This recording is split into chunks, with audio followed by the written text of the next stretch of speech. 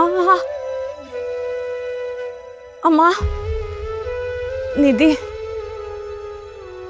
ಸಾಕು ಪುಟ, ಕೈ ತುಂಬಾ ನೋವಾಗ್ತಾ ಇದೆ. ಆಗೋಯ್ತಮ್ಮ, ಒಂದು 2 ಮಿನಿಟ್ಸ್. ನಾನಿನ್ನೂ ಡ್ರೈವಿಂಗ್ ಕ್ಲಾಸ್ಗೆ ಹೋಗಿಲ್ಲ ಅಮ್ಮ. ಆಗ್ಲೇ ಈ ಗತಿ. ಇನ್ನೇನಾದ್ರೂ ನಿಜವಾಗ್ಲೂ ಹೋದ್ರೆ ಏನ್ ಗತಿ ಆಗುತ್ತೆ ಹೇಳೋ? ಬೇಡಪ್ಪ, ನನ್ಗೇನು ಬೇಡ. ನಾನು ಯಾವ ಕ್ಲಾಸ್ಗೂ ಹೋಗಲ್ಲ. ಅಮ್ಮ, ನೀವೆಲ್ಲೂ ಹೋಗ್ಬಾರ್ದು, ಹೆದರ್ಕೊಂಡು ಮೂಲೆಯಲ್ಲೇ ಕೂರ್ಬೇಕು ಅಂತ ಈಗೆಲ್ಲ ಮಾಡ್ತಿದ್ದಾರೆ. ನೀವು ಹೋಗೋದಕ್ಕೆ ಶುರು ಮಾಡಿ. ಎಷ್ಟು ದಿನ ಅಡ್ಡ ಬರ್ತಾರೆ? 1 ದಿನ 2 ದಿನ, ಅಪ್ಪಬ್ಬ ಅಂದ್ರೆ 10 ದಿನ ಬರ್ಬೋದು. ಆಮೇಲೆ ಅವರೇ ಸುಮ್ಮನೆ ಆಗ್ತಾರೆ.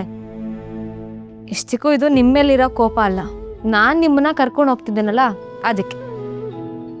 ಭೂಮಿನೇ ಉಲ್ಟಾ ಆದ್ರೂ ನಿಮಗ್ ಮಾತ್ರ ಡ್ರೈವಿಂಗ್ ಕಲಿಸ್ದೆ ನಾನಂತೂ ಬಿಡಲ್ಲ.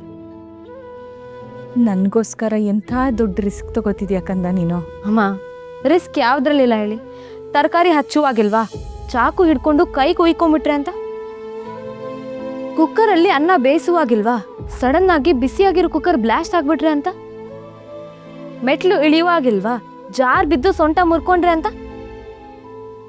ಹಾಗೆ ನೋಡಿದ್ರೆ ನಮ್ಮ ಸುತ್ತಮುತ್ತ ಹೆಜ್ಜೆಜ್ಜೆಗೂ ರಿಸ್ಕೇ ತುಂಬಿಕೊಂಡಿದೆ.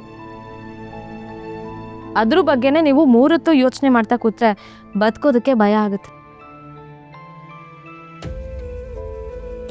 ಏನೇ ಆದ್ರೂ ಜೀವನನ ತುಂಬ ಚೆನ್ನಾಗಿ ಅರ್ಥ ಮಾಡ್ಕೊಂಡಿದ್ಯಾ ನೀನು. ನಮ್ಮ ಕರ್ಣಂಗೆ ನಿನ್ನಂಥ ಬುದ್ಧಿವಂತೆ ಧೈರ್ಯವಂತೆ ಹೆಂಡ್ತಿನೇ ಸಿಗಬೇಕು ಅಂತ ನಾನು ತುಂಬ ಆಸೆ ಪಟ್ಟಿದ್ದೆ. ಕೊನೆಗೂ ಇದೊಂದು ವಿಚಾರದಲ್ಲಿ ದೇವ್ರು ನನ್ನ ಕೈ ಹಿಡಿದ್ಬಿಟ್ಟ. ಇದೊಂದು ವಿಚಾರದಲ್ಲ, ಇನ್ಮೇಲೆ ಬರೋ ಪ್ರತಿ ವಿಚಾರದಲ್ಲೂ ಆ ದೇವರು ನಿಮ್ಮ ಕೈ ಬಿಡಲ್ಲ. ನೀವು ಅನ್ಕೊಂಡಿರೋದನ್ನೆಲ್ಲ ಸಾಧಿಸ್ತಾ ಹೋಗ್ಬೇಕು. ಏನಿದು ದೇವ್ರ ಕೈ ಬಿಡಲ್ಲ ಅನ್ಕೊಂಡಿಬ್ರು ಕೈ ಹಿಡ್ಕೊಂಡು ಕೂತಿದ್ದೀರಾ?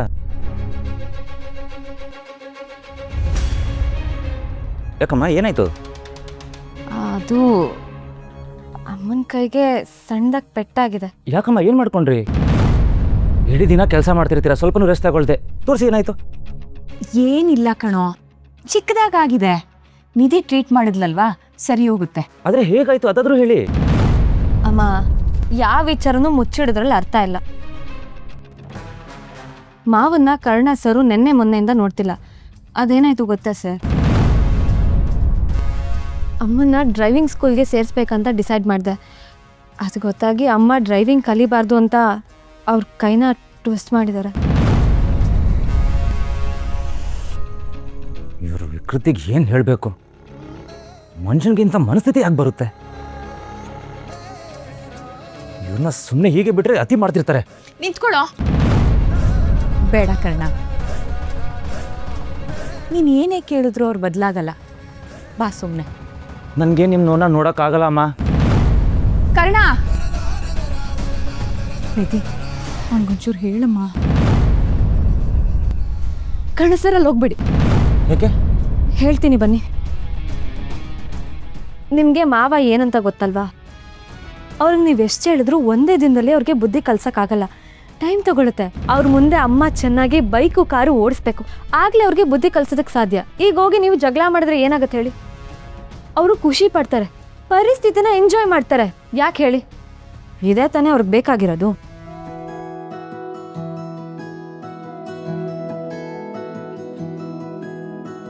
ಯಾಕಿದ್ದಕ್ಕಿದ್ದಾಗೆ ಈ ನಗು? ನಮ್ಮ ಹುಡುಗಿ ಎಷ್ಟು ಮೆಚ್ಯೂರ್ ಆಗಿದ್ದಾರೆ. ಎಲ್ಲ ಸವಾಸ್ ದೋಷ. ಮಿಸ್ಸಸ್ ಕರ್ಣ ಆದ್ಮೇಲೆ ಇಷ್ಟು ಕಲೀಲಿ ಅಂದ್ರೆ ಹೇಗೆ? ಆಕ್ಚುಲಿ ಈ ಥರ ಥಾಟ್ ಪ್ರೊಸೆಸ್ ಕೆಲಸ ಎಲ್ಲ ಮಾಡೋದು ನಿಮ್ಮ ಸ್ಟೈಲ್, ಸೊ ಕಾಪಿ ಕ್ಯಾಟ್ ಮಾಡಿದ್ದೀನಿ ಅಷ್ಟೇ. ಅಂದರೆ ನೀವು ಈ ಸಲ ಮಾಡಿದ ಯೋಚನೆ ತಲೆ ಯಾವತ್ತೂ ಹೊಳದೇ ಇಲ್ಲ. ಅಂದ್ರೆ ಅಮ್ಮಂಗೆ ಡ್ರೈವಿಂಗ್ ಹೇಳ್ಕೊಡೋದು. ಅಮ್ಮ ಇಷ್ಟು ವರ್ಷ ಈ ಮನೆಗೋಸ್ಕರ, ಮನೆಯವ್ರ ಖುಷಿಗೋಸ್ಕರ ತನ್ನನ್ನು ತಾವೇ ಮರೆತು ಬದುಕಿದ್ದಾರೆ. ಒಂದಿನ ನಾನು ಅವ್ರನ್ನ ಮನಸ್ಫೂರ್ತಿ ನಕ್ಕಿರೋದು ನೋಡೇ ಇಲ್ಲ. ಯಾವಾಗ ನೋಡಿದ್ರು ಅವ್ರ ಮುಖದಲ್ಲಿ ಭಯ, ಆತಂಕ ಇದ್ದೇ ಇರುತ್ತೆ. ನೀವು ಅಬ್ಸರ್ವ್ ಮಾಡಿರ್ತೀರಾ. ಎಷ್ಟೋ ರಾತ್ರಿ ಹಸ್ಕೊಂಡು ಊಟ ಮಾಡಿದೆ, ಕಣ್ಣೀರ್ ಜೊತೆ ಮಾತಾಡಿದ್ದಾರೆ. ಈ ಬದುಕಿಂದ ಬಿಡುಗಡೆನೆಲ್ಲ ಅಂದ್ಕೊಂಡಿದ್ದು ಅವ್ರಿಗೆ ನೀವು ಹೊಸ ಬೆಳಕು ಕೊಡ್ತಿದ್ದೀರಾ. ನೀವು ಎಂಥ ದೊಡ್ಡ ಕೆಲಸ ಮಾಡ್ತಿದ್ದೀರಂತ ನಿಮಗೆ ಗೊತ್ತಿಲ್ಲ. ಅಮ್ಮಂಗೆ ಹೊಸ ಲೈಫ್ ಕೊಡ್ತಿದ್ದೀರಾ. Thank you so much. Welcome so much.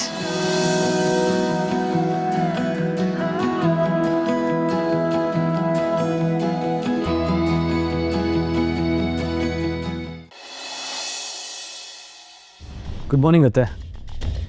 Very good morning Sanju. So ಇವತ್ತಿನ ಪ್ರೋಗ್ರಾಮ್ ಏನು ನಿಂದು? ಇವತ್ತಿನ ಪ್ರೋಗ್ರಾಮ್ ಶುರು ಆಗೋಕ್ಕೆ ನಿಮ್ಮ ಹೆಲ್ಪ್ ಬೇಕಿತ್ತು. I am here to help you. ಏನು ಹೇಳು? I need 1 lakh. ಏನು ಅಷ್ಟೊಂದು ಅಮೌಂಟಾ? ಯಾಕೋ? ಅದನ್ನೆಲ್ಲ ನಾನು ನಿಮ್ಗೆ ಆಮೇಲೆ ಹೇಳ್ತೀನಿ. ನನಗೆ ಕೊಡೋಕ್ಕಾಗುತ್ತೋ ಇಲ್ವೋ? ಸಂಜು, ನನ್ನ ಹತ್ರ ಅಷ್ಟೊಂದು ಅಮೌಂಟ್ ಈಗಿಲ್ಲ. ಇತ್ತೀಚೆಗೆಲ್ಲ ಚೇಂಜ್ ಆಗಿದೆ. ನಿನಗೆ ಗೊತ್ತಲ್ವಾ, ಕರ್ಣನ್ನ ಕೇಳಬೇಕಾಗತ್ತೆ. ಕೊಡ್ತಾನ ಅವನು? ಅವನ ಹತ್ರ ಹೋಗಿ ಭಿಕ್ಷೆ ಬಿಡಬೇಕಾ? ಹಾಂ, ಅವನ ಹತ್ರ ಹೋಗಿ ಕೇಳು ಅಂತ ನಾನು ಕೇಳ್ತೀನಿ. ನನಗೆ ಬೇಕು ಅಂತ ಹೇಳ್ತೀನಿ. ಅಲ್ಲಿ ನೋಡು, ಅವನೇ ಬಂದ. Good morning. Good morning. Karna, ಒಂದು ನಿಮಿಷ. ಇಳಿಯತ್ತೆ. ನಿನ್ನಿಂದ ಒಂದು ಹೆಲ್ಪ್ ಆಗಬೇಕಿತ್ತು. ನಿನ್ನ ಸಿಚುವೇಶನ್ ಏನು ಅಂತ ನನಗೆ ಗೊತ್ತಿಲ್ಲ, ಬಟ್ ಇವತ್ತು ನನ್ನ ಅಕೌಂಟ್ಗೆ 1 ಲಕ್ಷ ಹಾಕೋಕ್ಕಾಗತ್ತಾ? ಸಿಚುವೇಶನ್ ಸ್ವಲ್ಪ ಟೈಟ್ ಇದೆ. ನಾನು ಅಕೌಂಟೆಂಟ್ಗೆ ಹೇಳ್ತೀನಿ ಬಿಡಿ ಟ್ರಾನ್ಸ್ಫರ್ ಮಾಡೋದಕ್ಕೆ. ಸರ್, ಯಾರಿಗೆ ಕಾಲ್ ಮಾಡ್ತಿದ್ದೀರಾ? ಅಕೌಂಟೆಂಟ್ ಇದ್ದಾರಲ್ಲ ದಿನೇಶ್ ಅವರು, ಅವ್ರಿಗೆ ಅತ್ತೆಗೆ ಅರ್ಜೆಂಟಾಗಿ 1 ಲಕ್ಷ ಬೇಕಂತೆ. ಸರ್, 1 ನಿಮಿಷ. Ma'am, if you don't mind, ಈ ದುಡ್ಡಿನ ಅವಶ್ಯಕತೆ ನಿಮ್ಗಿರೋದಾ ಅಥವಾ ನಿಮ್ಮ ಪಕ್ಕದಲ್ಲಿರೋ ಸಂಜಯ್ಗಿರೋದಾ?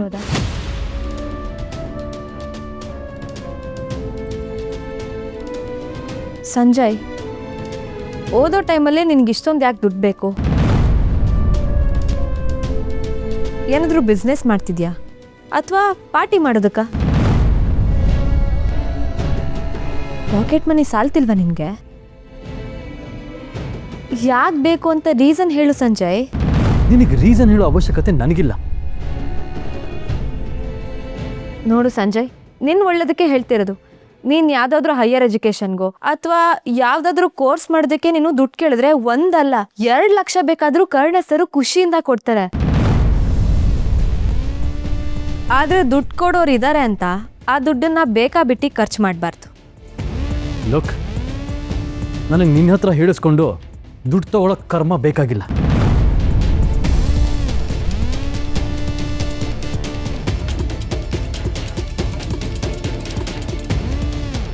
ಎಲ್ಲನೂ ನಿನಗೆ ಬೇಕಾದ ಹಾಗೆ ಹ್ಯಾಂಡಲ್ ಮಾಡ್ತಿದ್ಯಾ ನಿಧಿ.